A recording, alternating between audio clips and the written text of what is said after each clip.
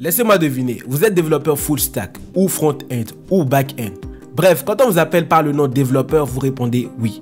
Mais vous n'avez pas encore de chaîne YouTube qui parle de ce que vous faites. Je pense que c'est un problème. Si vous avez déjà votre chaîne, pas la peine de continuer à regarder cette vidéo. Sinon restez et écoutez le pourquoi du comment, je vous exhorte à en avoir une. Évidemment, nous n'allons pas parler que des avantages, mais aussi des inconvénients, car la vie n'est pas rose. Surtout, ne me dites pas que vous êtes débutant, ce n'est pas une excuse. À titre illustratif, j'ai commencé cette chaîne avec une base très limitée en HTML et CSS.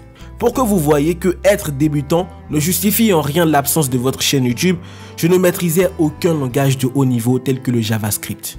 J'ai commencé par faire des vidéos simples et au fur et à mesure que je développais mes compétences, mes vidéos ont commencé à être intéressantes, surtout avec l'intervention des langages de haut niveau comme le JavaScript, le PHP et même certains frameworks.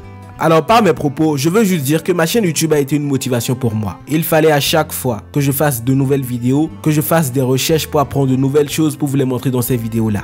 Bref, vous avez compris, votre chaîne vous permettra de faire un nombre incalculable de projets et vous fera découvrir des choses dont vous ne soupçonnez même pas l'existence.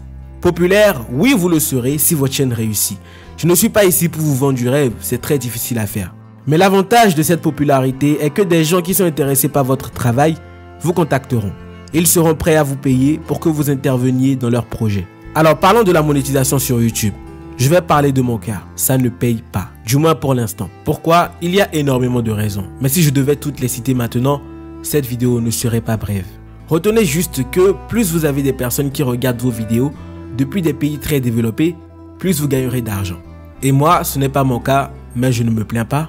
Et en plus, je fais moins de vidéos car je n'ai pas le temps. À peine je fais 2 vidéos par mois. Alors sachez que uniquement ce mois-ci, avec près de 31 000 vues, j'ai gagné 20 €. Et oui, c'est peu. C'est peu comparé à toute l'énergie que je dépense pour réaliser ces vidéos. Et bien évidemment, je ne parle que de mon cas, parce que je connais beaucoup de youtubeurs qui font exactement ce que je fais, mais qui gagnent plus d'argent que moi. Donc peut-être que si vous commencez votre chaîne YouTube, ça vous rapportera plus d'argent que moi. Mais vous savez, quand vous aimez ce que vous faites, ce n'est plus un travail. Pour moi, c'est devenu un divertissement. Bref, j'aime transmettre mes connaissances. Et donc l'argent, je m'en fiche, du moins pour l'instant. On verra ce que l'avenir me réserve. Peut-être que mes revenus augmenteront, on verra.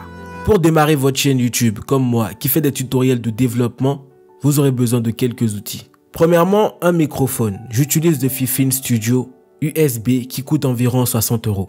Sa qualité sonore n'est pas incroyable, mais c'est acceptable. Ensuite, un logiciel pour capturer votre écran. Le meilleur choix, c'est OBS. Vous aurez aussi besoin d'un éditeur de vidéo. Personnellement, j'utilise Premiere Pro, qui est bien évidemment payant. Mais si vous n'avez pas les moyens, vous pouvez utiliser VSTC, qui est gratuit et facile à utiliser, surtout pour débuter. Enfin, vous aurez besoin d'un ordinateur portable puissant, au minimum. Et moi, j'utilise le HP Pavilion 15EH 1003 SFPC. Et n'oubliez pas, il faut que vous vous formez à utiliser ces outils. Et donc, il y a des milliers de tutoriels YouTube qui vous formeront. De plus, sachez que la meilleure récompense que vous obtiendrez avec votre chaîne YouTube est une communauté unie et engagée. Et oui, il y a un prix à payer lorsque vous êtes youtubeur.